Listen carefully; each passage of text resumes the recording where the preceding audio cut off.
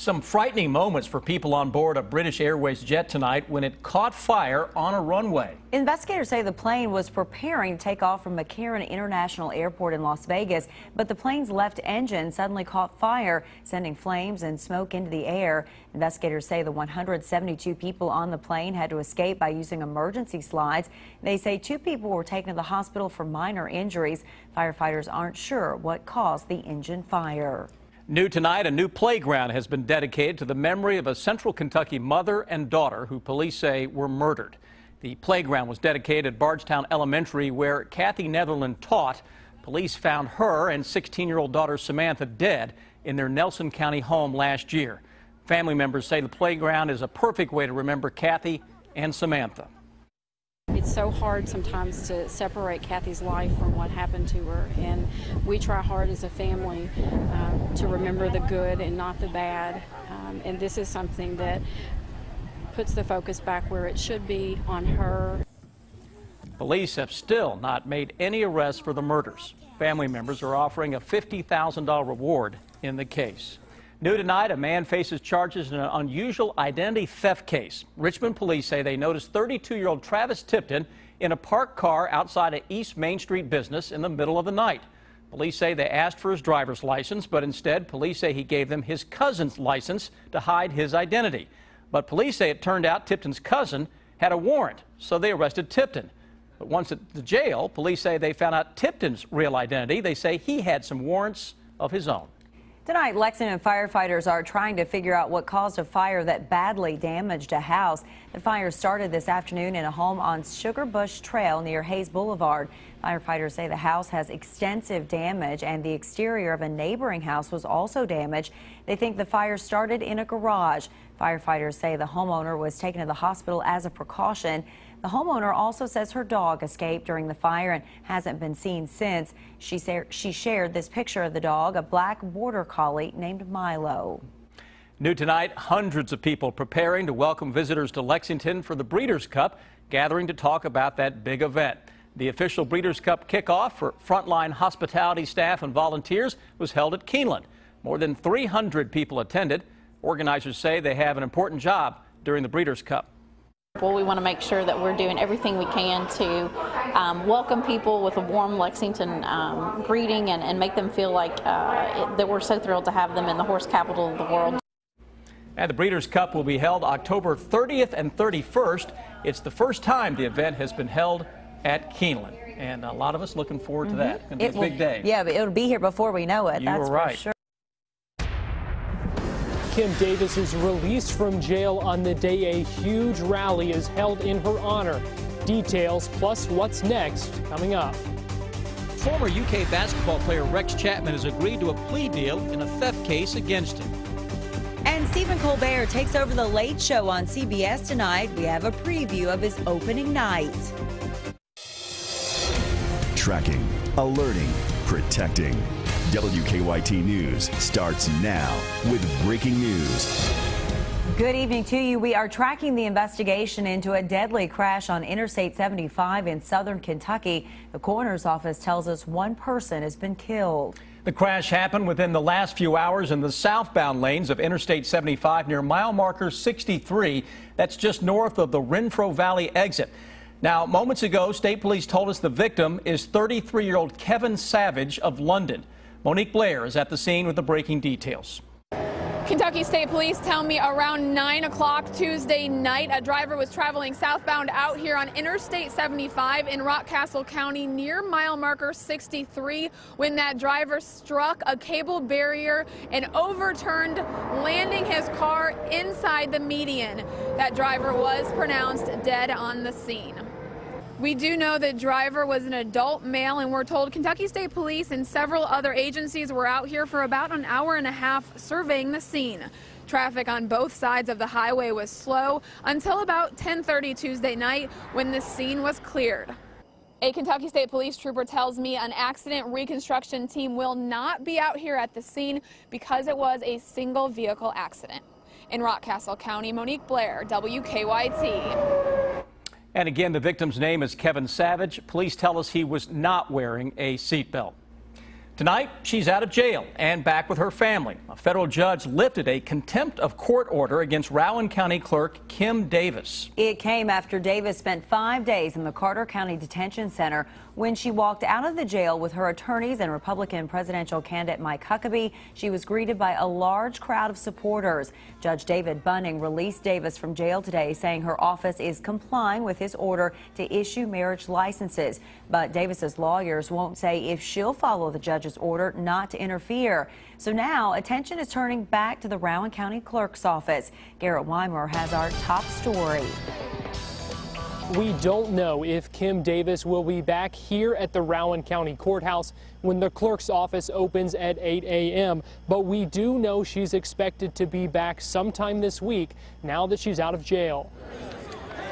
They came from across the country, flocking to Carter County. So I took a 7-hour trip and I came here, and I'm happy that I came here. For many, it was a pilgrimage to support their sister in Christ. We came because of the call of Christ that this woman is standing for. Rising up, back on the street. She got a rock star's welcome, taking the stage to thunderous applause and Eye of the Tiger. Once on stage, thank you all so much. A clearly emotional Davis composed herself, then thanked everyone for their support and prayers. You are a strong people.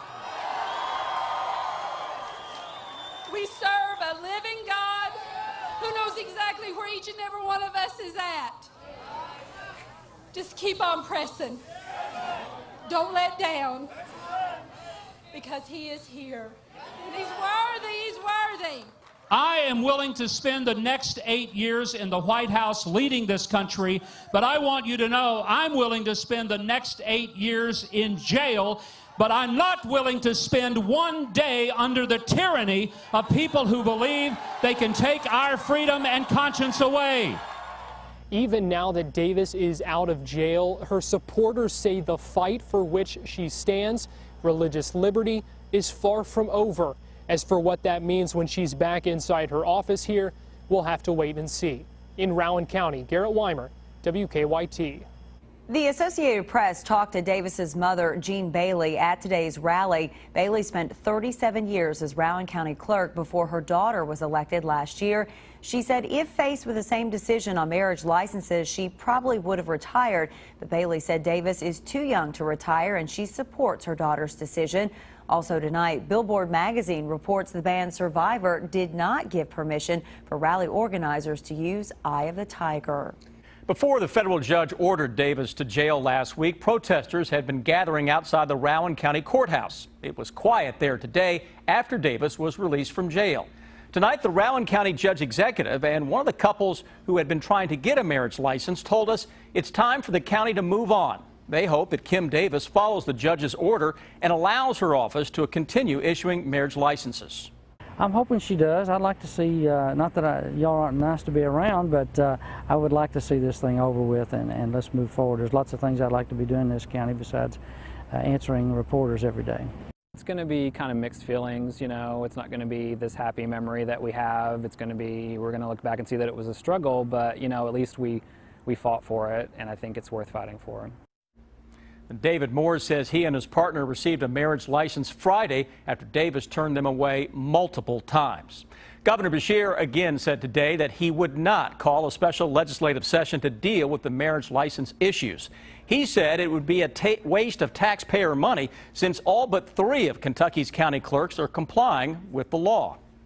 What you had here was a public official who voluntarily ran for election to that office, who is being paid $80,000 of taxpayers' money, and the statutes set out the duties of that office. But then she decided she could pick out the duties that she would perform and not perform some of the others. 2 years ago, the Kentucky legislature passed a religious freedom law to make sure government action does not interfere with religious beliefs protected by the First Amendment. But the governor said he does not think it allows a public official not to do their job. And for more coverage of the Kim Davis case, just go to our web channel, WKYT.com. A steamy start to September is about to come to an end. Some rain and cooler air will soon be moving in. Chief Meteorologist Chris Bailey has more on these major changes in the weather. It sounds like good changes, Chris. Yeah, good changes. We need the rain. We need to cool it down a little bit. September start acting the part. Two fronts that we are tracking. One across the plain states right now with a lot of showers and thunderstorms. The other into the high plains with a lot of chilly air. That is on the way by the weekend. First things first, that's the impressive shield of rain that is out to our west and slowly but surely heading towards central and eastern Kentucky into the day tomorrow. Starting already to pick up on a couple of scattered showers and thunderstorms into the western parts of the area between Bowling Green and Owensboro. Most of central and eastern Kentucky in pretty good shape. Brand new hour-by-hour radar picture that'll take us into the start of tomorrow. Look what happens early in the morning. We start to see those clusters of showers and thunderstorms developing ahead of the big show that will arrive a little later into the day tomorrow. So we'll see on and off showers and storms through your Wednesday. That'll likely carry us into Thursday and Friday as the next front gets into town, and we are issuing the first pot of chili alert.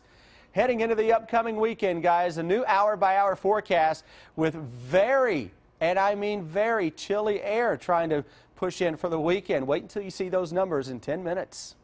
All right, Chris, thank you. New tonight, former UK basketball player Rex Chapman has agreed to a plea deal in a theft case out of Arizona. According to our news partners at the Herald-Leader, Chapman pled guilty to 4 counts of theft. As part of the deal, he'll be sentenced to probation and 750 hours of community service. Police say Chapman stole items from an Arizona Apple store, then sold the items for cash. As part of the plea deal, Chapman also agreed to pay back more than $15,000 to the Apple store. Tonight, Stephen Colbert taped his first show as host of the CBS Late Show. And you will see it next right here on WKYT. New at 11, Suzanne Marquez talked to people who were in the audience for Colbert's opening night. Audience members filed out of the Ed Sullivan Theater after witnessing television history. Stephen Colbert's debut as the new host of The Late Show. My first impression of it was just fun. It's just thrilling. Very authentic, I think very real. It was amazing. Singing, dancing, cookies, cotton candy. Everything. It'll all make sense when it Politics. airs. Lots of politics. Audience members waited for hours in 90-plus degree temperatures for the chance to see the show inside the newly renovated Ed Sullivan Theater. Brian Lapinto is a true Late Show fan. To think that was at Letterman's last show, now Colbert's first, it's great.